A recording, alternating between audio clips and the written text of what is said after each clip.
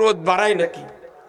আপনি স্ত্রীর কথা না শুনে ঢোল নিয়ে যা ছিটেছেন, ছিটে এই ঢোল কান্দুরতে নামাতি মুসুলধারে বৃষ্টি হতে আপনার এই ওষুধ দিয়ে কোনো লাভ হলো? লাভ হলো? আমাদের দেশে যত বক্তা আছে, যত মসজিদের ইমাম আছে, আমরা বক্তৃতা এগুলো অ্যামিস্টার টপ দিচ্ছি, পেলে নাম দিচ্ছি, কত কোনে খেলা কেবা কি এগুলা সব দিচ্ছি, কিন্তু দেশে যে আইন আছে এই আইনের দ্বারা আমাকে অ্যামিস্টার টপ, পেলে নাম, সাবা, এসিমেক, ভিটটাকো, হ্যাকানা জল সব ধুলিস্যাৎ করে দিচ্ছে। ঠিকানা কোথায় হবে, তার পরিবার কোন আইনে চলবে, সমাজ কোন আইনে চলবে,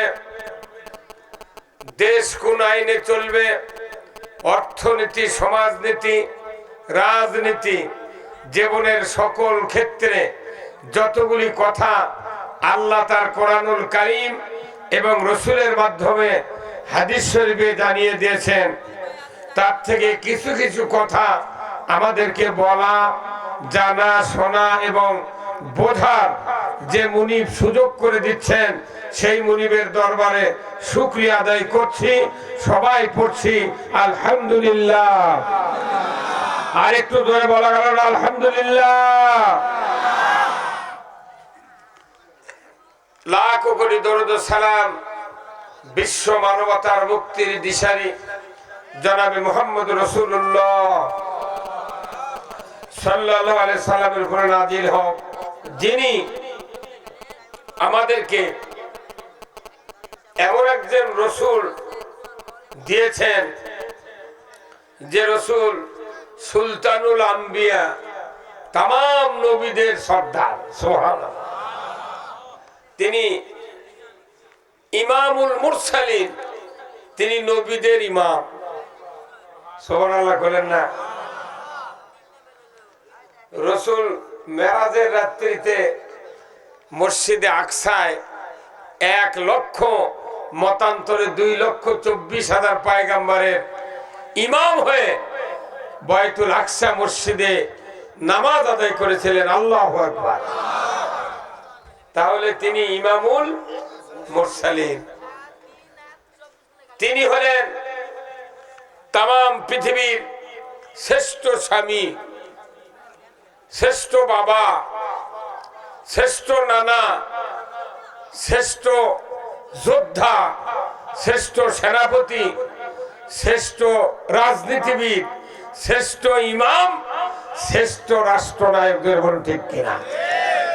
আল্লাহ রসুলের এতগুলি গুণ, এতগুলি দায়িত্ব ছিল।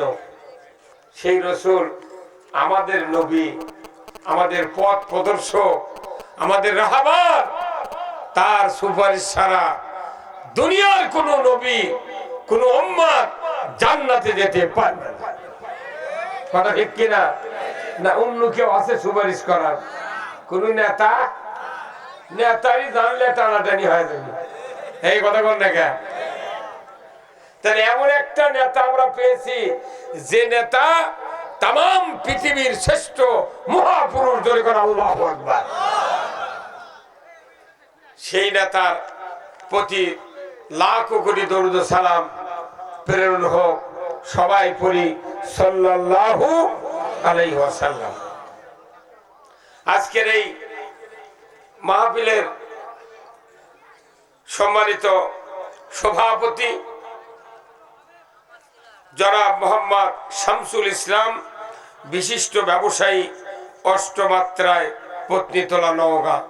আল্লাহ মুরব্বীকে দীর্ঘ হায়াত দান করুক, বলুন আমিন। এবং তার শরীরকে আল্লাহ সুস্থ রাখুক, বলুন আমিন। সহ সভাপতি জনাব মোহাম্মদ শহীদুল ইসলাম, বিশিষ্ট ব্যবসায়ী, কান্তা কিসমত, পত্নীতলা, নওগাঁ। আল্লাহ এই ভাইকেও দ্বীনের জন্য কবুল করুক, বলুন আমিন। আজকের মাহফিলের সম্মানিত মেহমান বৃন্দ, বিশেষ মেহমান,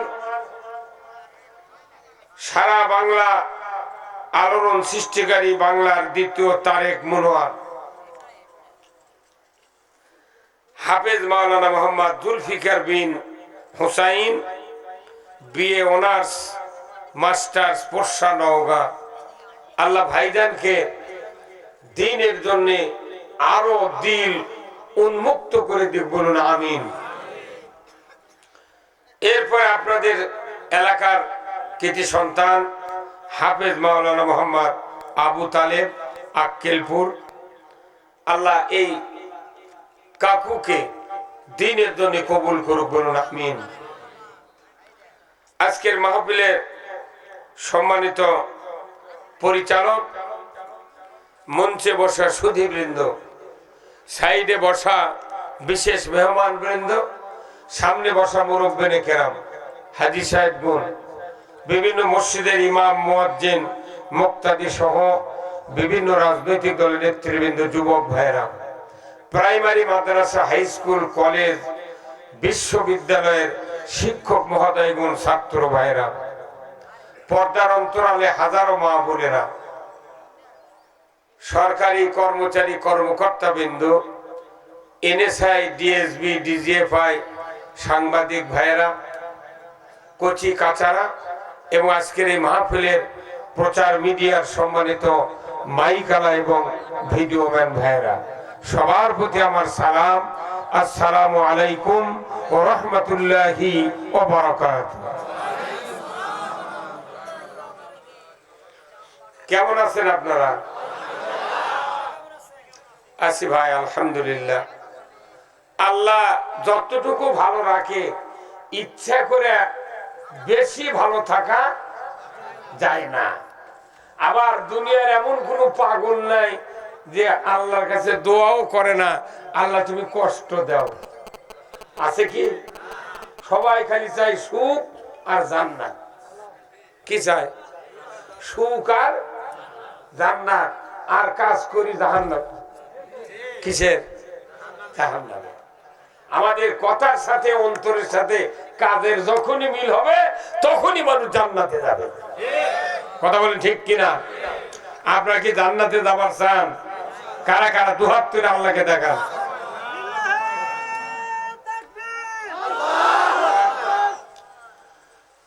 আমরা জান্নাতে যাব। জান্নাতে যাওয়ার কিছু পথ আছে, আছে না?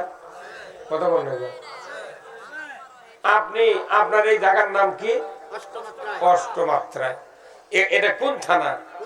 পত্নীতলা। আচ্ছা, কেউ যদি মনে করেন নওগাঁ যাব, তাহলে ধামুরহাট যায় বাসে চলবেন কিংবা সিএনজি চলবেন, মহাদেবপুর হয়ে আপনাকে নওগাঁ যেতে হবে, তাই না? আপনার নিয়ত হলো নওগাঁ যাব, কিন্তু আপনি যদি ধামুরহাট চলে আপনি যদি কোন যেন আমি নওগাঁয় যাব ঠিক, কিন্তু মধুর বাজার ওই যে আগ্রা দ্বিগুণ মিলে সিএনজি যাচ্ছে, নিয়ত আছে নওগাঁ যাওয়ার, আর যানবাহন যাচ্ছে কোথায়? আগ্রা দ্বিগুণ। কিয়ামত পর্যন্ত গেলে সাপাহার পাবেন, কিন্তু কেবা কি পাওয়া যাবে? তা আগে নিয়ত ঠিক করলে আপনি যাবেন কোথায়? কোন তো হ্যাঁ, নওগাঁর কথা কইছি। সবাই বলে যাই কবি তাই জান্নাত যাবি, তাহলে সবারই একই উত্তর হওয়া লাগবে। আমরা যেতে চাই কোথায়? তাহলে জান্নাতে যদি যাবার চাই, তাহলে দুনিয়ার থেকে জান্নাতের রাস্তা ওঠা লাগবে। কথা কোনে গা? আপনি যদি ধামুরার চড়ে নওগাঁ গাড়ি চড়েন, তাহলে নওগাঁ যাবেন। যদি ধামুরার থেকে আগ্রা দেখুন সাপাহারের গাড়ি চলেন, তাহলে আপনি সাপাহারি যাবেন। এটা দুনিয়ার বাস্তব খেলা। কিন্তু আপনি যাবেন জান্নাতে, আর জাহান্নামের গাড়ি উঠবেন। যদি 419 বার হজ করে, তাও জান্নাতে যাবে না। আর নিয়তি তো অন্য জায়গা। কতক্ষণ? এই জন্য আসুন, আল্লাহ রাসূল বুখারী শরীফের যতগুলো হাদিস বর্ণনা করেছেন, তার 1 নম্বর হাদিস হলো ইন্নামাল আমালু বিন্নিয়াত। আগে নিয়ত ঠিক করে কোথায় যাবেন আপনি। কতক্ষণ? আপনার যদি মামলার তারিখ থাকে নওগাঁ কোর্টে। তাহলে যেদিন তারিখ ওই দিন সকালবেলা উঠে আপনি আমি যত চিন্তা করি না কেন, আমার টার্গেট কোর্ট যাওয়া লাগবে। কোর্ট যাওয়ার নিয়ত আছে দেখে, মামলা আছে দেখে আপনি খুব পেরেশানি। তাড়াতাড়ি ভাত খান, তাড়াতাড়ি গোসল করেন, তাড়াতাড়ি টাকা পয়সা নিয়ে বাসর চলেন। কোর্ট বসার আগেই মৌরি উকিলের সাথে পেশকারের সাথে দেখা করেন। হ্যাঁ, আপনি কোর্টের হাজিরার দিনে ঘুম পারবেন তো বাড়ি? ওই দিন বেল ক্যান্সেল হয়ে যাবে। এই জন্য আমি বলছি যে আগে নিয়ত ঠিক করা লাগবে, আমি জান্নাতে যাব না জাহান্নামে যাব। এই পৃথিবীর একজন মানুষও, হিন্দু হলেও সনাতন ধর্মের লোক হলেও, কেউ জাহান্নামে যাওয়া চায় না। আপনার বেটা নামাজ পড়ে না, রোজা করে না, বিড়ি খায়, গাঁজা খায়, আপনি আবার ওই বেটা বিয়ে দেওয়ার জন্য এক ঘটক কথা বা একটা ভালো মেয়ে দে। এই যে কথাটা বললেন, তাহলে আপনার বলা লাগতো সত্যি কথা যে আমার বেটার আচরণ এইরকম, এইরকম একটা মেয়ে দে। কেবা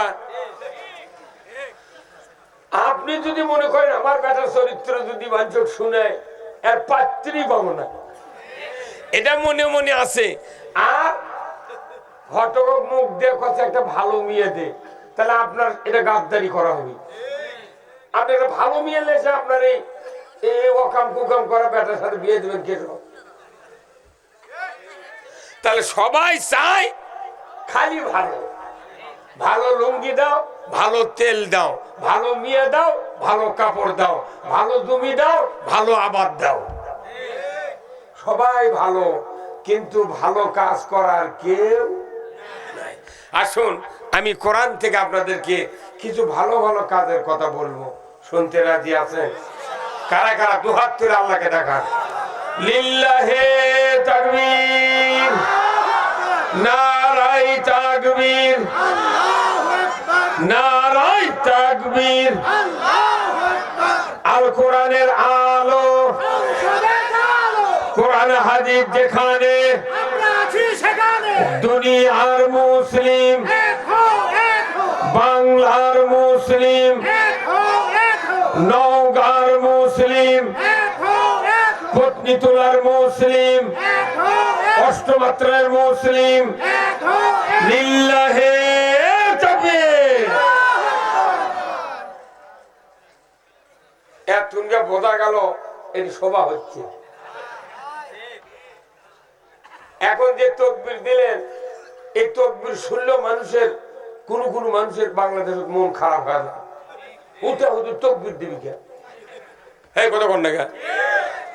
আমি আপনাদেরকে হাদিস বলি, আল্লাহ রাসূল বলছেন যে আহাব্বুল কালামে ইলাল্লাহি আরবা, আল্লাহর কাছে সবচেয়ে দামি কথা হলো চারটি। জোরে কোন কয়টি? এই চিৎকার দিয়ে বলেন কয়টি? এই চার কথা আল্লাহর কাছে সবচেয়ে দামি। কে বলেছেন? আল্লাহ রাসূল। এক নাম্বার সুবহানাল্লাহ। এক নাম্বার কি? এটা একটা পানির মতো মানুষের মুখস্থ আছে, কিন্তু এটা যে কি জিনিস এখনো মানুষ বুঝতে পারেনি। আল্লাহ রাসূল বলছেন কোন মানুষ যদি মোহব্বত নিয়ে খালেস নিয়তে আল্লাহর এই তাসবিহ পাঠ করে, জান্নাতের ভিতর একটা বৃক্ষ আল্লাহর সাথে সাথে ফেরেশতা দিয়ে লাগায় দেয়। আর কিয়ামত পর্যন্ত এই বৃক্ষ পানি দিয়ে, ওষুধ দিয়ে, খাবার দিয়ে এই বৃক্ষ আল্লাহ লালন পালন করে। ওই লোকটা যেদিন জান্নাতে যাবে, এত বড় গাছ হবে ওই বেহেশতের ভেতরে, যে একটা তরু তাজা ঘোড়া ওই গাছের ছায়া অতিক্রম করতে 500 বছর লাগবে। কিন্তু এই সুবহানাল্লাহ আমরা পূর্বের যদি কই, কেউ গাওয়াতি লাগায় না, কই ওটা কয়েকা ওর ঝাল কমে গেছে, তাই না? আল্লাহ রসুল বলছেন কেউ যদি ঈমান নিয়ে মুখলেস নিয়তে যদি বলে সুবহানাল্লাহ, তাহলে আসমান আর জমিনের ফাঁকা জায়গা সওয়াব দিয়ে ভরে যায়। তাহলে আমরা এই সুবহানাল্লাহ যখন পড়বার কই বারবার সবাক, অনেক মানুষ পড়ে না, 2-4 দিন পরে আর সকলি তাকে তেঙ্গে দেখে। কথা ছোট কিন্তু ওয়েট বেশি। এরপরে 2 নাম্বার হলো আলহামদুলিল্লাহ। কার প্রশংসা? আল্লাহর প্রশংসা। আপনি যদি একটা গ্রামে বাস করেন, যে গ্রামে, ওই গ্রামের একটা বড় লোক মানুষ আপনার গ্রামে আছে, আপনি 2 জন মানুষের সামনে ওই বড় লোকের খুব প্রশংসা করছেন, আর ওই লোকটা মানে সেই লোক না সেটি টাকা দেয়, আর কি নামাজ পড়ে, কি এত আল্লাহ লোক, এই প্রশংসা করছেন 2 জন মানুষের কাছে। ওই 2 মানুষ আবার ওরই হলো খুব ক্লোজ। এরা যা তখন কাছে চাচা তোমার কেমন খুব প্রশংসা করলো অমুক লোক, ওরা সারা রাত ঘুম নেই, ওই মানুষের ঘুম নেই, ওই যার প্রশংসা করছে ওর ঘুম নেই।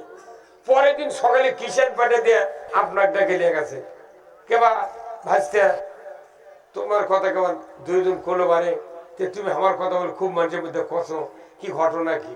কইতে ঘটনা কি চাচা, সত্যি কথা কইছি, অসুবিধা কি? তখন কইতে কেবা তোর সোল বললে দিন কিরকম যাচ্ছে?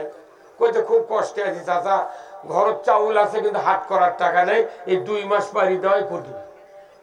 তখন ওই চাচা করছে, তার প্রশংসা করছেন, কইতে মা মন্ত্রী ধান তুলিয়ে যা, এই কাতি মাসটা পারি দে। কথা বলে দেখা একদিন প্রশংসা করছেন 5 মিনিট, তাতে 3 মণ ধান। কথা কয় না বারে, কয় মণ ধান? 3 মণ। আর আল্লাহ ওই ধনী মানুষ যাই দেয় তার নাম কি? তার ওই আল্লাহর প্রশংসা করলে আল্লাহ কোরআনে বলছেন লাইন শাকারতুম লাযিদান্নাকুম ওয়া লাইন কাফারতুম ইন্না আযাবি লাশাদীদ। আল্লাহু আকবার। আলহামদুলিল্লাহ যদি তেলাওয়াত করা হয় আল্লাহ যত খুশি হয়, অন্য কোন ইবাদতে এত খুশি হয় না। এটা নিজেকে বুঝাতে হবে অন্তরকে, দেখ আমি কার প্রশংসা করছি। আলহামদুলিল্লাহ। গভীর রাত্রিতে একটা মানুষ উঠে যদি অন্ধকারের ভেতর ওযু করে যদি বসে আলহামদুলিল্লাহ 100 বার তেলাওয়াত করে, আল্লাহ প্রথম আসমানে এসে কয় তুই কি করছ, কর, যা দরকার তাই দিয়ে দেব। একটা চেয়ারম্যানের ধরতে গেলে মেম্বারের কাছে তার ধর্ণা দেওয়া লাগে, মেম্বার সাহেব আপনার কলি হবি, বা মন্ত্রীক ধরতে এমপি ধরা লাগে, সরকারক ধরতে মন্ত্রী ধরা লাগে। আর আমার আল্লাহ আপনার আল্লাহ ধরতে কাউকে মাধ্যম লাগে না, আপনি ডাক দিবেন সাথে সাথে আল্লাহ বলবে লাভবাই। এ আল্লাহর প্রশংসা দিল উজাড় করে করতে হবে। 3 নাম্বার লা ইলাহা ইল্লাল্লাহ। এই যে জিকির করতে বললাম, আমার মুখ থেকে জিকির কারে লাও লাগবে, তবে বুঝবো আপনার জিকির করার মহব্বত আছে।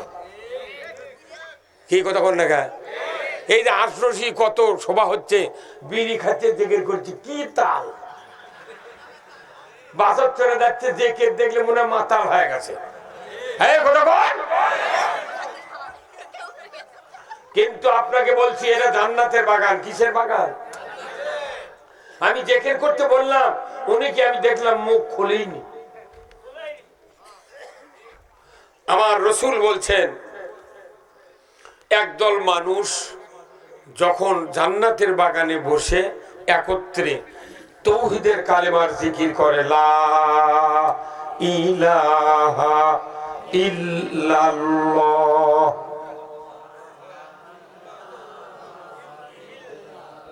এই লা ইলাহা ইল্লাল্লাহ এই পর্যন্তই যাই জিকির করে, আল্লাহ রাসূল বলেন আরশে আজিমে একটা নূরের খুঁটি আছে। এই যে আমাদের এখানে 4টে খুঁটি নাই, এইরকম একটা খুঁটি আছে, ওই জিকির জমিনে মানুষ করে, আপনারা করলেন, মা বোনেরা করলো, ওই খুঁটি সাথে সাথে থরথর করে কাঁপে।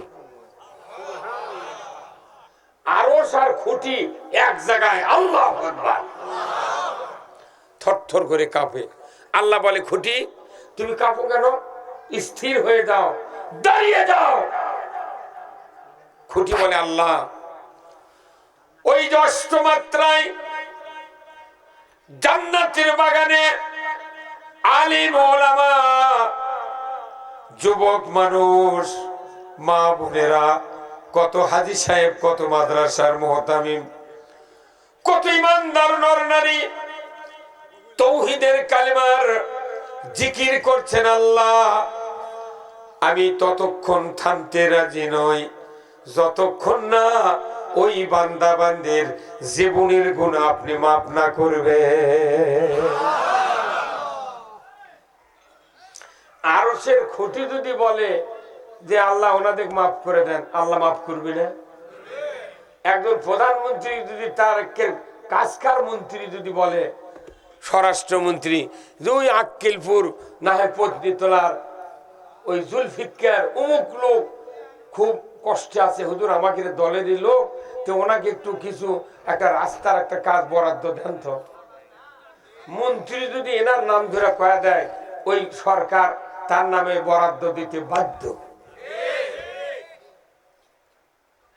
আল্লাহ বলছেন, হে বান্দা, তোমরা যদি আমার তৌহিদের কালেমার জিকির করো, যত ইবাদত আছে আমার কোরআন এবং রাসূলের হাদিসে কোন ইবাদত আরশের খুঁটি কাঁপাতে পারে না, একমাত্র তৌহিদের কালেমার জিকির ওই আরশের খুঁটিকে কাঁপায় ছাড়ে। ধরে কোন আল্লাহ। আপনি কখন করবেন? রাতে 12টায়, 1টায়, 3টায়, 2টায়, দুপুরে, সন্ধ্যায়, কখন করবেন? তখনই খুঁটি কাঁপে। কি কানেকশন! আল্লাহু আকবার। আল্লাহর জিকির করলে যেরকম মোবাইলে যদি কল দেন কোথাও, ওই মোবাইলে যদি নেটওয়ার্ক থাকে, আপনার যদি নেটওয়ার্ক মোবাইলে থাকে, কল দিলে ওখানে রিংটোন বাজতে বাধ্য। হ্যাঁ, কথা বলে গেল। আপনি ইমানদার, আপনি আল্লাহর সাথে যোগাযোগ আছে, নেটওয়ার্ক আছে, আপনি যখনই ইল্লাল্লাহর জিকির করবেন তখনই আরশ আজিমের ওই খুঁটির সাথে রিংটোন বাজে উঠবে। কিন্তু আমি তো বিশ্বাস করি না, মনে করছি 5 বার উমরা করছি, 6 বার হজ করছি, সংসার করছি, হাজি গামছা, জুব্বা, ধারি, টুপি, মাঝে মধ্যে না ইতিকাফ করি। বেশ তো কোন বেটা না দেয়, জোর করে নেব, কিন্তু টাওয়ার নেই। আপনার যদি 14 লাখ টাকার মোবাইল কিনে দিই আর মাটির ঘরের মধ্যে যদি বাস করবে দিই, কিয়ামত পর্যন্ত রিং ঢুকবে না আপনার ওই মোবাইল। কতক্ষণ? এই জন্য আপনার আল্লাহর সাথে যার সম্পর্ক, তার নেটওয়ার্ক রাত নাই, দুপুর নাই, দিন নাই, মাদানি নাই, কোনো 1 সেকেন্ড বাকি থাকবে না। ইমানদার মুমিন বান্দা যার নেটওয়ার্ক আল্লাহর সাথে আছে, আল্লাহকে ডাক দিবেন, আরশ আজিম ঝুঁকে উঠবে। ঠিক কিনা? তাহলে একটু 1 মিনিট আল্লাহর নামের জিকির করা যাবে না ভাই? হ্যাঁ, একটু দিল উজাড় করে আল্লাহকে দেখায় দিই। লা ইলাহা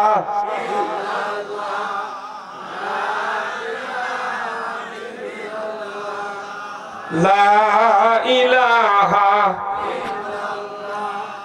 লা ইলাহা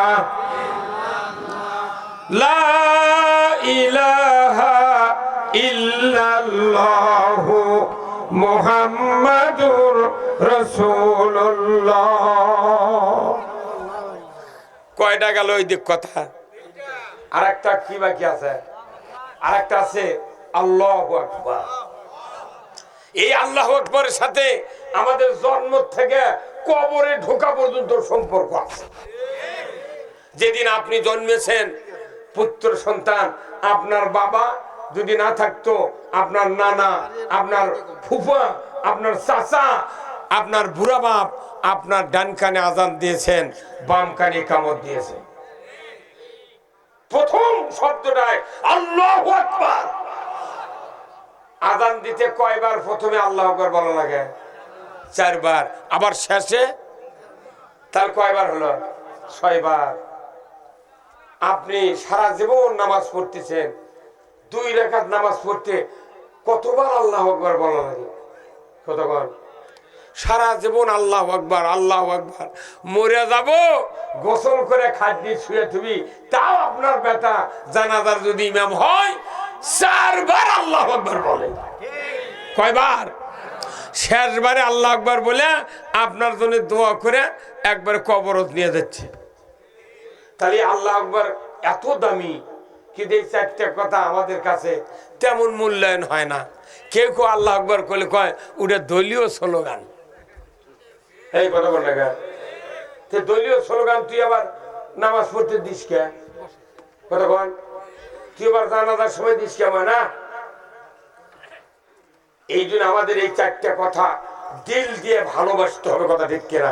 যেহেতু আল্লাহর কাছে ভালো, আমাদের কাছেও ভালো হতে হবে। কথা বলেন।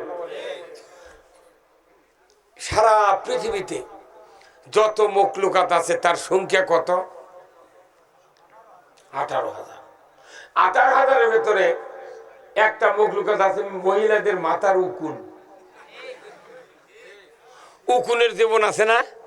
ওই এমনি রক্ত খায় মেয়ে মর, যার মাথা উকুন হবে ওই খালি 2 হাত দিয়ে চুল করছে। যার মাথা উকুন আছে ওই মনে করে যদি চুলটা যদি স্বামী কামিয়ে দিত তাও কাম হতো। কথা বল। এই সর্ষের সিমত মেদা পোকা লাগে না, সবুজ সবুজ, এটাও কোনো এক মখলুকাত। আবার গরুর কাসাত কোনো কানত আঁটুল হয়, ইও কোনো এক মখলুকাত। আমরা বাঁচতে গেছি ভালো, আঁটুল হয় বানাই না করুন। কথা কথা আঁটুল হলে সিমটি দিয়ে তুলে আগুনত ফেলে দিল হনি, আর পড়ার পর শেষরা পড়া গন্ধ। আল্লাহ কি আঁটুল বানাছে? আল্লাহ কি উকুন বানাছে? আল্লাহ কি মেধা পোকা বানাছে? আল্লাহ ইচ্ছা করলে কুকুর বানাতে পারতো। কথা ঠিক কিনা? কিন্তু আল্লাহ বানিয়েছেন আশরাফুল মখলুকাত। আল্লাহু আকবার। ভাইরা আমার, আশরাফুল মখলুকাত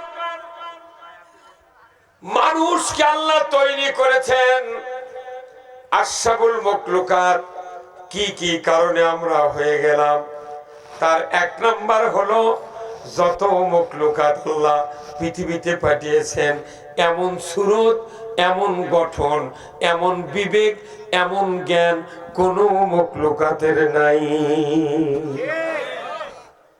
শুধু কি তাই? আশরাফুল মখলুকাত মানুষকে সৃষ্টি করেছেন আল্লাহ। এই মানুষ ছাড়া কপাল আর নাক দিয়া রবকে সেজদা করার মতো যোগ্যতা কোনো মখলুকাতের নাই। শুধু কি তাই? বাসের গায়ে লেখা আছে, সিএনজির গায়ে লেখা আছে, ট্রাকের পেছনে লেখা আছে পৃথিবীর সর্বোচ্চ আদালত। মানুষের বিবেক ধরে বলুন ঠিক কিনা? এই বিবেক হারা যে মানুষগুলি, এদেরকে যতই বক্তৃতা শোনান না কেন, এরা কোনদিন আল্লাহ রসুলের কথা ভালো লাগবে না। বিবেক যার কাজ করবে সেই তো জান্নাতি। ধরে করে আল্লাহু আকবার। তাহলে ভাইরা, আমি আপনাদেরকে বলতে চাই, আশরাফুল মখলুকাত যারা, কোরআন হাদিস যতদূর পড়েছি আপনারা পড়েছেন, ভদ্র জাতি হলো মানুষ। এই মানুষ যতই ভদ্র হোক, কোরআনে কোথাও লেখা নাই, হাদিসে কোথাও লেখা নাই ভদ্র হলে তোমাকে জান্নাত দেওয়া হবে। আমার আল্লাহ বলেছেন ভদ্র হিসাবে সৃষ্টি করেছি, কিন্তু তোমাদেরকে উৎকৃষ্ট মানে নিজেকে তৈরি করতে হবে। ধরে বলুন ঠিক কিনা? উৎকৃষ্ট হওয়ার জন্য আল্লাহ তাআলা 2টি শর্ত দিয়েছেন। যখন আল্লাহু আকবার। কয়টি শর্ত?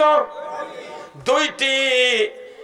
1 নাম্বার ঈমান, 2 নাম্বার হলো ভালো ভালো কাজ। আমার আল্লাহ কোরআনে বলছেন, ইন্নাল্লাযীনা আমানু ওয়া আমিলুস সলিহাতি উলাইকা হুম খায়রুল বারিয়া। ছোট্ট কথা কিন্তু ওজন বেশি। আমার আল্লাহ বলছেন ভদ্র জাতিকে উৎকৃষ্ট মানে পৌঁছানোর জন্য দুটা গুণ অর্জন করতে হবে, ঈমান আনতে হবে আর ভালো ভালো কাজ করতে হবে। আল্লাহু আকবার।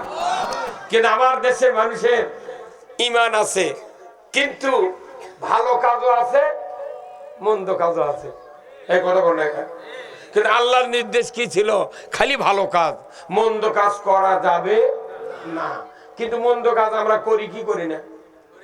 কথা কন, করি কি করি না? আমাদের দেশে জুমার নামাজ হয় না ভাই? হ্যাঁ, জুমার নামাজের খুতবা হয় না? খুতবার ইমাম সাহেব প্রতিদিন একটা আয়াত পরে এই ভালো ভালো কাজ করা লাগবে, মন্দ কাজ বাদ দেওয়া লাগবে। প্রতিদিন পরে সূরা নহলের 90 নম্বর আয়াত প্রতিদিন ইমাম পড়ে, মুক্তাদি শোনে, মোতাল্লি শোনে, জুম্মার কমিটির লোক শোনে, মুয়াজ্জিন শোনে, যুবক শোনে, বুড়া শোনে, বুড়িও শোনে। কিন্তু ভালো কাজ করে না, মন্দ কাজ বাদও দেয় না। ইমাম বলে যায় কিন্তু ওই করে না। কথা কর না। তার মানে কি? ওই যে ধান বানবার গেছেন মেশিনত, হলারও ধান ঢেলে দিয়েছেন, ডেলিভারি দিয়ে খালি ধানই বাড়াচ্ছে। আবার হলার ম্যান আবার ঢেলে দিয়েছে ধান, আবার ধান, আবার দেশে আবার ধান। 3 বার ধান দেওয়ার পর যদি ধান বাড়ায়, ওই মিলত আপনি ধান নিয়ে থাকবেন? কত বলে চাষা থাকবেন? বা কবি না তোমার এটা চাউল করার জন্য যে ধান দাও, খালি ধানই বাড়াই, এটা আবার কোন মিশিং? হ্যাঁ, আমাদের দেশে ওটা হলো চাউল তৈরির হলার, আর মসজিদ হলো মানুষ তৈরির হলার। হ্যাঁ মুরব্বী, কথা কন না আপনারা? হ্যাঁ, হলারও ধান দিয়ে যদি চাউল না বাড়ায়, আপনি ওটি থেকে সরে যান। আর মসজিদের মধ্যে বেনামাজি ঢোকে, আবার বেনামাজি বাড়ায়। খালি শুক্রবার পার করে পরে 10 আনা মুসল্লি খালি শুক্রবারে জুম্মার নামাজ পড়ে। ইমামের কোন গাওয়াতি লাগে না। ইমাম করছে ভারী হচ্ছে, বাপরে মুসল্লির যাত্রা লয়। মুয়াজ্জিন করছে এত মানুষ হওয়া লাগবে, আসরের সময় একজন মানুষ পাওয়া যায় না আকামত দেওয়ার। হ্যাঁ কথা কর। বেনামাজি ঢোকে, বেনামাজি বাড়ায়, কিস্তির পাটি ঢোকে, কিস্তির পাটি বাড়ায়। কিন্তু কেউ ভালো কাজ আমরা করতে পারি না, মন্দ বাদ দিতে পারি না। এর কারণ হলো যে আমাদের দেশে যে আইন আছে, এই আইনটা মানুষ ভালো করার আইন নয়। এই আমরা বক্তৃতা দিচ্ছি, আলেম ওলামারা বক্তৃতা দিচ্ছে, এটা মনে করেন অ্যামেস্টার টপ। এটা কি? অ্যামেস্টার টপ। আচ্ছা, আপনার বাড়ির জমি নাই ভাই? জমি আছে, আপনি সকালবেলা ম্যাঘ ম্যাঘ আকাশ, আপনি তাও অ্যামেস্টার টপ লেছেন, তারপরে ওই সাবা লেছেন, সাবা ওই আপনার কি কয় কারেন্ট পোকার, তারপরে লেছেন এসি ম্যাক্স একটু উপরকার ফুটি মরার জন্য। এগুলা নিয়ে ধরলে মারাছেন। আপনার স্ত্রী বলিচ্ছে দেওয়া কেমন ম্যাঘ ম্যাঘ করছে, তুমি না ওষুধ দিও না, দেখো আকাশে রোদ বাড়ায় নাকি। আপনি স্ত্রীর কথা না শুনে ঢোল নিয়ে যা ছিটেছেন, ছিটে এই ঢোল কান্দুরতে নামাতি মুষলধারে বৃষ্টি হতে, আপনার এই ওষুধ দিয়ে কোনো লাভ হলো? হ্যাঁ, লাভ হলো? আমাদের দেশে যত বক্তা আছে, যত মসজিদের ইমাম আছে, আমরা বক্তৃতা এগুলো অ্যামেস্টার টপ দিচ্ছি, পেলে নাম দিচ্ছি। কত কোনে গেলা কেবা কি এগুলা সব দিচ্ছি। কিন্তু দেশে যে আইন আছে, এই আইনের দ্বারা আমাকে অ্যামেস্টার টপ, পেলে নাম, সাবা, এসিমেক, ভিটটাকো, হ্যাকানা জল সব ধুলিস্যাৎ করে দিচ্ছে। বৃষ্টি হলে যেরকম ওই বিষের কোনো কাজ করে না, অ্যামেস্টারের কাজ করে না। মানুষের আইন যদি না মানা, মানুষের আইন যদি মানা হয়, যত বক্তৃতা হবে, একটা বক্তৃতা দিয়ে কাজ হবে না। বরঞ্চ যারাই বক্তৃতা করবি এরাই বিপদত পড়বি। কথা কোনে গা? ওই জন্য আমাকে জেল খাটতে খাটতে জীবন 14 বার 15 বার জেলে তুলেছি, এখনো 20 টাকাটা থুয়ে যাচ্ছি। কিন্তু বাংলাদেশে আর জেলের ভাত বাংলাদেশের মানুষকে আর খাওয়ার জন্য আমরা রাস্তা করিয়ে দেব না। বাংলাদেশে বারে কোনো মামলা হবে না। বিএনপি আর জামাতের 10-12 জন লোক যদি একসাথে বসে থাকতো, কে যেন এই গ্রামের থেকে ফোন করে কয়, স্যার এটি আর মিটিং করছে, তখন ওরা বুঝে পারছে এটি নাশকতার পরিকল্পনা হচ্ছে। ওরা এসে 10-12 জনক ধরে পরের দিন পেপার দেশে যে আমরা জিহাদি বই সহ, ককটেল বানানোর সরঞ্জামাদি সহ, গান পাউডার সহ গ্রেপ্তার করতে সক্ষম হয়েছে। ওই ডিসি, ওই ওসি, ওই এসপি ওরা মুটি আছে, এখন লেগে ধরবে। আয় বাপরে, কয় বছর কয় সবার অনুমতি লাগবে। তো সবার অনুমতি আমার থেকে, তোর থেকে নেওয়া লাগবে ভালো। তে আমার এই বাংলাদেশের মানুষের থেকে অনুমতি লিয়া তুই দিনের ভোট রাত দিছিল? কত করে কত করে কে আপনার থেকে অনুমতি লিয়ে দিনের ভোট রাত দিছিল? তুর্কের কাম করতে অনুমতি লাগে না, আমাকে অনুমতি কেন লাগবে?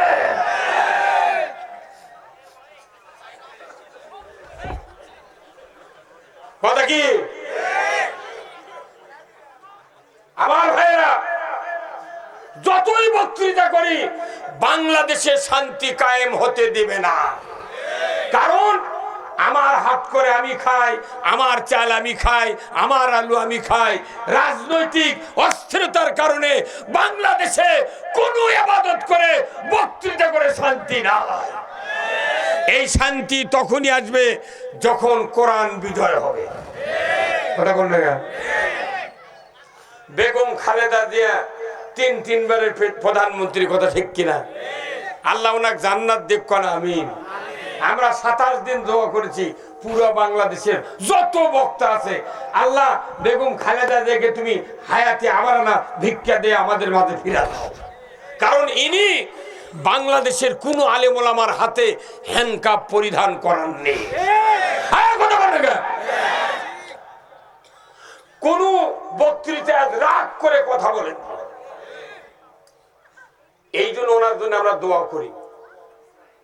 1991 সনে উনি যখন প্রধানমন্ত্রী, তখন ইউরিয়া সারের বস্তার দাম কত ছিল? 300 টাকা ছিল। 300 টাকা বস্তা। সেই সারের বস্তা এখন কত? 1350।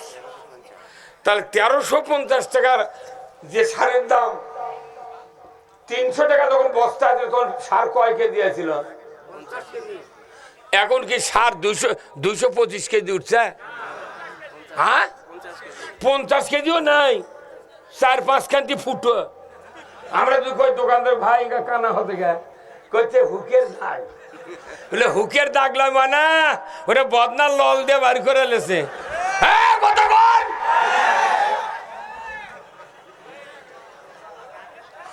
300 টাকা সারের বস্তার যদি 50 কেজি থাকে, ওই সার 600 টাকা যখন হয় তখন 100 কেজি সার থাকতে হবে। যখন 100 কেজি হলো, 900 হলে থাকতে হবে 150 কেজি, 1200 হলে থাকতে হবে 200 কেজি। 350 এখন 150 মাসে 300 অর্ধেক, তাহলে 25 কেজি। 225 কেজি সার হলে গে তুমি 1350 টাকা দাম কৃষকের থেকে নিতে পারবে। তাহলে 250 কেজি সার যদি আপনি 225 কেজি তোলেন, তাহলে এই বস্তা আটপি মুড়ির বস্তার তোলা লাগবে। বাংলাদেশের জনগণ কি পাগল, আল্লাহ কেউ হিসাব করলো না রে। এই যে পাথর গোটা আপনার আলু লাগাতেন, 2-1 টাকার সার কত করে গেলা? এই 2-1 টাকার সার, সেই ফসফেট টিউনিশিয়া, মরক্কো, মিশর, আবার জিপসাম 2 কেজি করে দানাদার, ম্যাগমা, সালফার, কথা কোন টাকা? আবার আপনার দেওয়া লাগিচ্ছে হচ্ছে কি, এই যে পশানি বন্ধর জন্য কি কত কি দেওয়া লাগিচ্ছে, সার এতগুলো দিচ্ছেন। তাহলে এই জিনিসগুলো যে লাগে, বাংলাদেশে যারা কৃষি মন্ত্রী হয় ওর বাপু ওগুলো জানে না। আমি খালি টিভিত কয় যে উত্তরবঙ্গে ৮০,০০০ হেক্টর জমিতে আলুর বাম্পার ফলন। তুই কয় বিঘা লাগাচ্ছিল রে মন্ত্রী?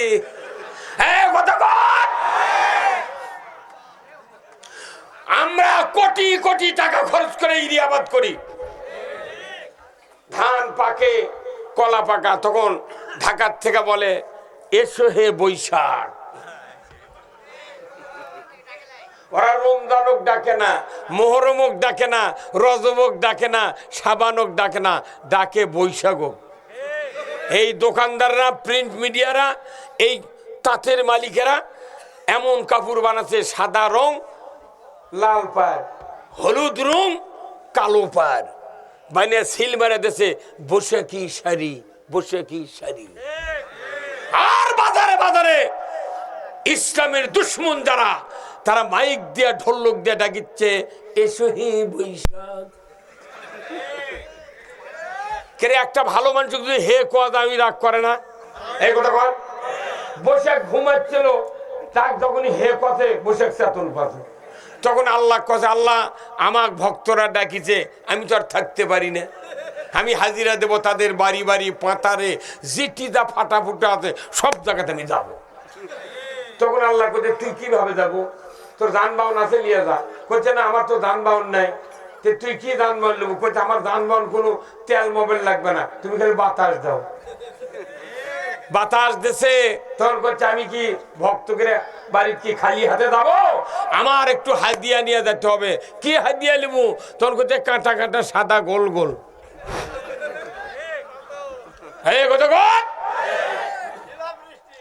পৃথিবীর কোন কিতাবে, কোন কোরআনে হাদিসে নাই বৈশাখ জাগ্রত করে জাতির আবাদে ক্ষতি করা। ওরা যদি, ওই মন্ত্রীরা যদি ধান লাগাতো, ওরা জীবনে বলতো না এসো হে বৈশাখ। কে? আমরা মরি ধান পরে দেয়, তখন ওরা বিবৃতি দেয় আল্লাহর মাল আল্লাহ নিয়ে গেছে। এই কথা কোন দেখা? মুসলিম আমি, সৈনিক আমি, আমি চির রণবীর, আল্লাহকে ছাড়া কাউকে মানি না, নারাই তাকবীর। বীর মুসলমান ধরো আল কোরআন, ফিরায়া আনো সেই হারানো সম্মান। বীর মুসলমান নারাই তাকবীর, আল্লাহু আকবার, তোলো ধ্বনি ধরায়া রাখবার। বীর মুসলমান ধরো আল কোরআন, ফিরায়া আনো সেই হারানো সম্মান। বীর মুসলমান। আমরা বীরের জাত। আল্লাহর আইন না থাকার কারণে জাতির কপালে দুঃখ ছাড়া কোনো শান্তি মিলবে না। আমরা যারা বাংলাদেশে বাস করে ইমানদার মুসলমানের দাবি করি, বলেন তো ইমানদারের জন্য কি সুদ হারাম না হালাল? হ্যাঁ, সেই সুদ চলে কি চলে না? আপনি বলেন তো, একজন মানুষ অজু করে মসজিদে ঢুকতেছে, একবারে মূর্খ, নিরেট মূর্খ মানুষ, কোনো মশলা মাসাল জানে না, নামাজের জন্য 4-5টা সূরা মুখস্থ করছে, এই লোক অজু করে মসজিদে ঢুকতেছে, কিন্তু মসজিদে তো জুতা বাইরে থোয়া যায় না, চুরি হয়ে যাবি। কি কথা বলেন? বাংলাদেশ মসজিদে জুতার গ্যারান্টি নেই। Lakh lakh police, lakh lakh BDR army, হাজার হাজার নেতা, লক্ষ লক্ষ বক্তা, তবলিগের লোক, মাদ্রাসার হুজুর, তারপর জুতো চুরি হয় রে মসজিদের থেকে। আজ আবার আমি মহিলা প্যান্ডেলের ওমেন্দে ঢুকতেছি মাহফিলে আসার জন্য, গাড়ির থেকে নেমে ওই দিক দিয়ে ঘুরে আসতেছি, এটি প্যান্ডেলের থেকে মহিলা করছে এটি জুতো শুনুন নাই। আমি কোনো আল্লাহ রে, মিয়া মানুষের জুতো, আর এক মিয়া মানুষ করছে কোনটি থুচুলু বউ, করছে এটি থুচুনু। কথা বুঝতে পারছেন? ময়না জুতা, জুতা চুরির গ্যারান্টি নাই, জুতা আপনার নিরাপত্তা পাচ্ছে না। জুতা যে দেশে নিরাপত্তা না পায়, মানুষের জীবনে নিরাপত্তা পাবে না।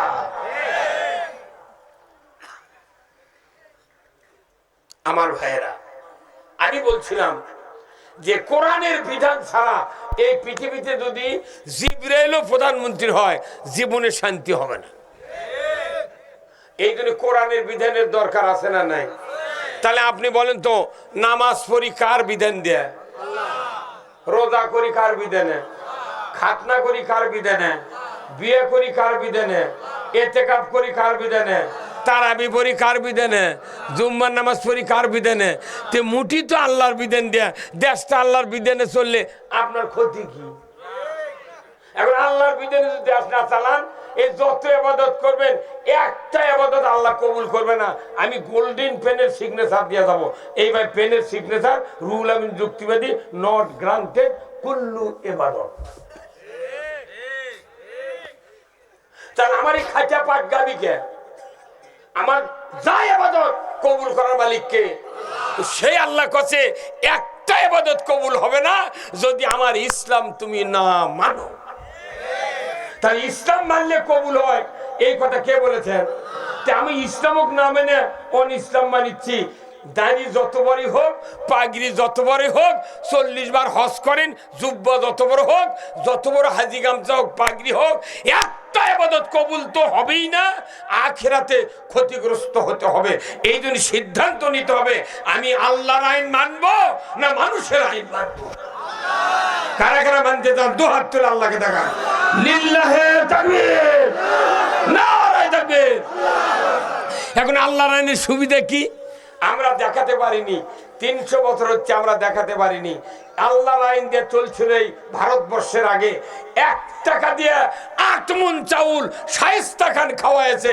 যখন আল্লাহু আকবার, যখন মুসলমান প্রেসিডেন্ট ছিল মুঘল সম্রাট শায়েস্তা খান, বড় বড় মনীষী যখন সরকার ছিলেন, তখন জিনিসপত্রের দাম অনেক কম ছিল।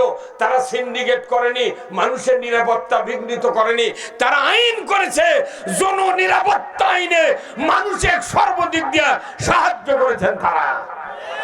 আর এখন আইন চলে মানুষকে বিপদে ফেলানোর জন্য।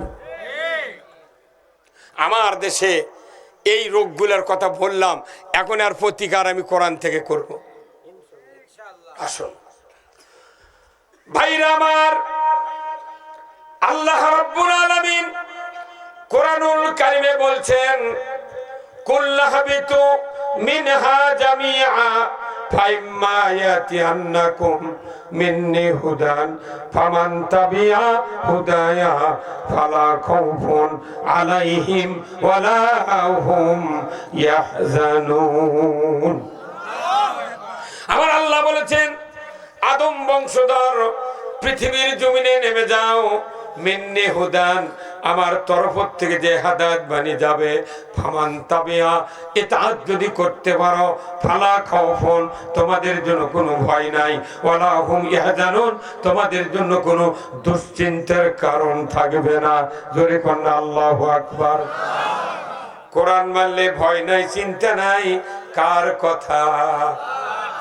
আল্লাহ যিনি সৃষ্টি করেছেন তার কথা হলো, কোরআন মানলে চিন্তা থাকবে না, ভয় থাকবে না। যদি ডায়াবেটিসের লোক ডাক্তারের কাছে যায়, মাপার পর দেখা যায় 22 পয়েন্ট আছে, ওই ডায়াবেটিস লোককে যদি বলে ডাক্তার, ভাই রে তুমি যদি সুস্থ থাকবার চাও কোনোদিন মিষ্টি খাবে না, সুস্থ থাকবার চাইলে প্রতিদিন 3 কিলো করে তোমার হাঁটা লাগবে, সুস্থ থাকবার চাইলে দুপুরবেলা জর্দার কোটার 1 কোটা ভাত খাবে, আর সকালে রাত্রিতে পুঁয়ার শাক দিয়া ভুসি আলা আটার রুটি খাবে।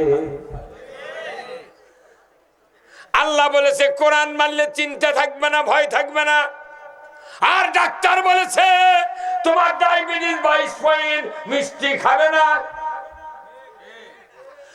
আজকে যে জামাই এসেছেন এই গ্রামে, ওই জামাইয়ের যদি ডায়াবেটিস থাকে, তার শালা, ছোট্ট শালা আছে, দুলে ভাই আব্বা মিষ্টি এনেছে কালো জাম, একটা খান। দুলে ভাই বলছে যে না রে ভাই, ডাক্তার মানা করছে। এর ভেতর বড় ভাই সম্বন্ধে যাই আছে, বলেছে দুলা ভাই 2টা মিষ্টি খাওয়াই লাগবি। 2টা মিষ্টি এনে দুলা ভাইয়ের মুখত দিবার আছে, কয় তুই আমাকে মারে ফেলে দেবো সর। হাত দিয়ে মিষ্টি ফেলে দিছে।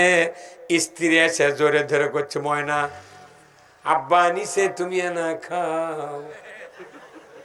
স্ত্রীর সামনে থেকে স্বামী উঠে দরজা দিয়ে বার হয়ে কষে, তুই আমাকে মারিয়া ফেলে দিব, তোর বাপের বাড়ির ভাতও খাবো না, চলে গেলাম বাড়ির। বাড়ির যাতে রাজি, তবু মিষ্টি খাতে রাজি নয়।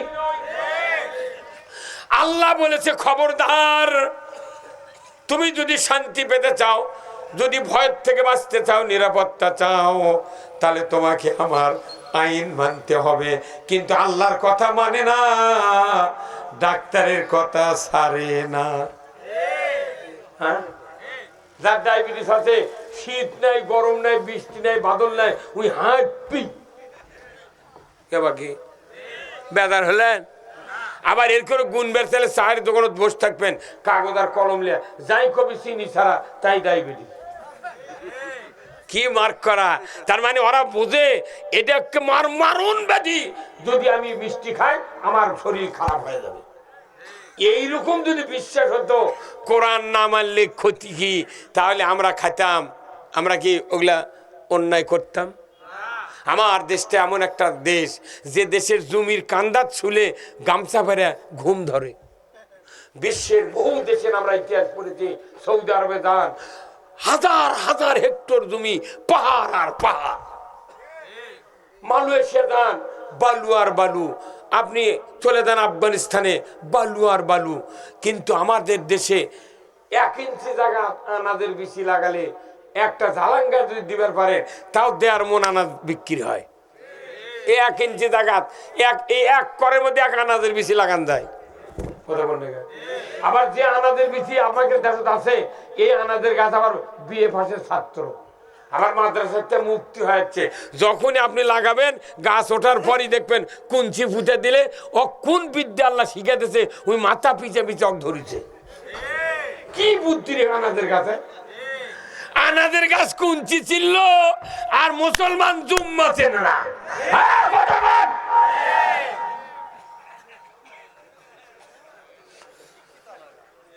নামাজির নামাজ মিঠা, মুসল্লির মিঠা ওযু,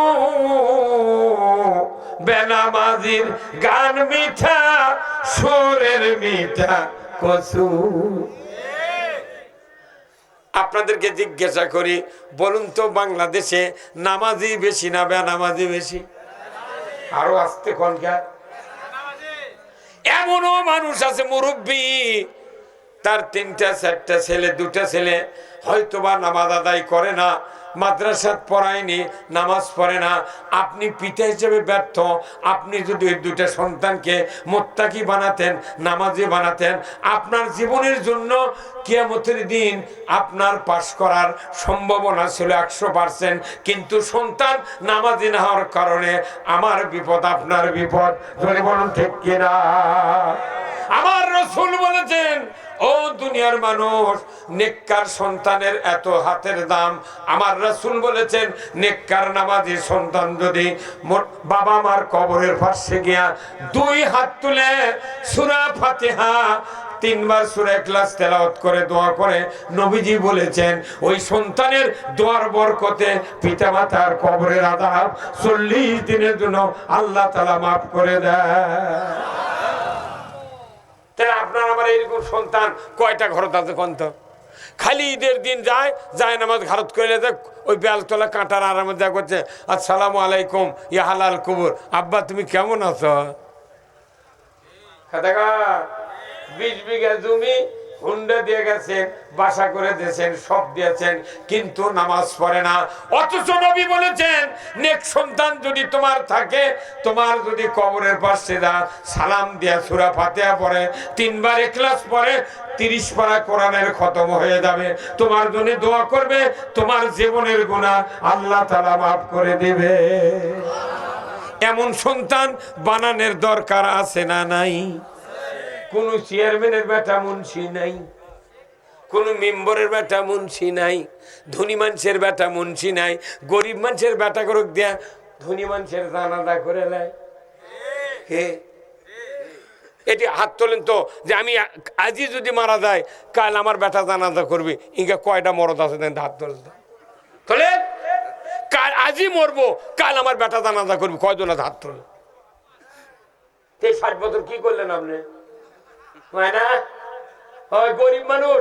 যদি ধনী ধনী মানুষের ছেলে পেলে যদি আলিম হতো, ধনী ধনী মানুষের ছেলে যদি ভার্সিটিতে পড়ে বিরাট বক্তা হতো, আলিম ওলামা হাফেজ হতো, একটা মানুষ রাজাকার জঙ্গি বলে গালি দিত না। এই জন্য আমি নিয়ত করেছি, আমি এদিক 2-3টা বানাচ্ছি গরিব মানুষের, ধনী মানুষের বেটা মৌলবি। আমি আবার নিয়ত করছি, যদি 10 জন বানাতে আমার 10 লাখ টাকা খরচ হয়, তা ধনী মানুষের বেটা ইউনিয়নের 10 জন এক মৌলবি বানাবো। ওরকের বেটা মৌলবি বানায় লেগে তিনি আমাদের গাইলাল বন্ধ হবি। ধনী মানুষের বেটা যখনই কবি রাজাকার ওর টুটি ছিড়বি। কাক করছে কথা কোন? হ্যাঁ হুজুর, আপনি এটা উনি খারাপ দেন আপনারা, এটা আছেন বলছেন, কথা শুনে দেন।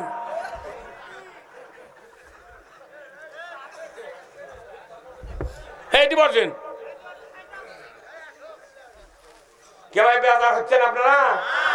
সমাজ পরিবর্তন হওয়া লাগবে, মানুষের বাঁচাও লাগবে তো জগৎ থেকে, কথা ঠিক কিনা? আমরা যদি খালি নামাজ রোজা হজ জাগাত ওই কিয়ামত ওই তারকা দোষটার বক্তৃতা করি, তে দুনিয়াতে গোল্লায় যাচ্ছি, সেটা কতদিন ভালো হবে?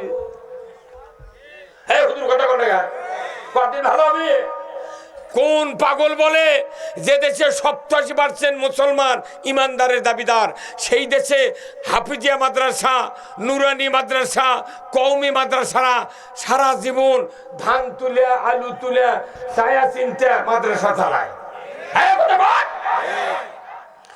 এদের এই মাদ্রাসাগুলো যারা পড়ে তাদের বাপ মাও কি সরকারের ট্যাক্স দেয় না? প্রাইমারি থেকে ভার্সিটি পর্যন্ত যারা পড়ে এদের বাপ মাও কি সরকারের ট্যাক্স দেয় না? দুইজনই ট্যাক্স দিচ্ছে, অথচ প্রাইমারি থেকে ভার্সিটি পর্যন্ত সরকার বেতন দিচ্ছে, উপবৃত্তি দিচ্ছে, বাস দিচ্ছে, নিয়ে আসে থুয়ে যায়।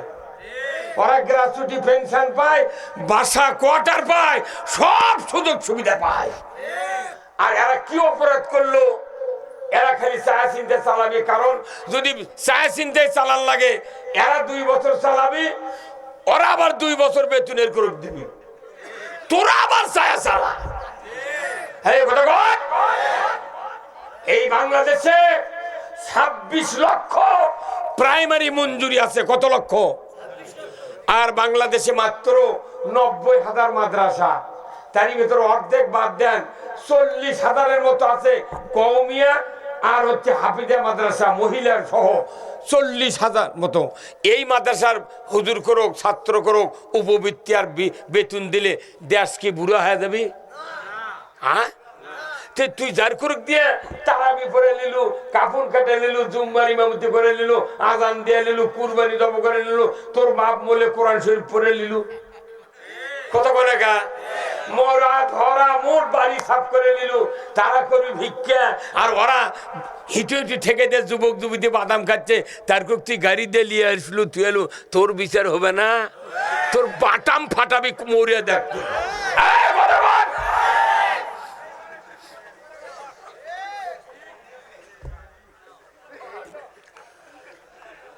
ভাইরা আমার,